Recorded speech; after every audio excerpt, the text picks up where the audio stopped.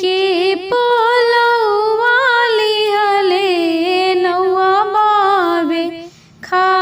रहे कहाँ बारे आपन मामाई मली घोटा वसहे कहाँ बारे आपन मामा इमली घोटा वसे आम के पोलौआ लिहले नौआ बावे खा रहे कहाँ बारे आपन मामा इमली घोटा वसहे कहाँ बारे आपन मामा इमली घोटा वसहे पाँच पोलौआ मामा दीदी के घोटाई जी काल्हे के भूखल दीदी पनिया पियाई जी काल्हे के भूखल दीदी पनिया पियाई जी पाँच पोलौआ मामा दीदी के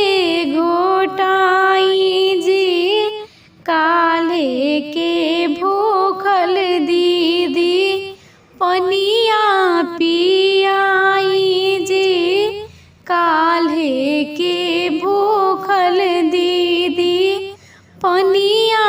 पियाई जी भेजली जे आमा सरिया दीदी के ओढ़ाई जी जे बाबा के धइल पैसा आंगन में लुटाई जी जे बाबा के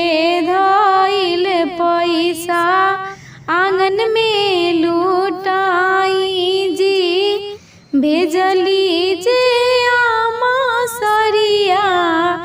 दीदी के ओढ़ाई जी जे बाबा के धइल पैसा आंगन में लुटाई जी जे बाबा के धइल पैसा आंगन में लुटाई जी आंगना में आके मामा शोभा बढ़ाई जी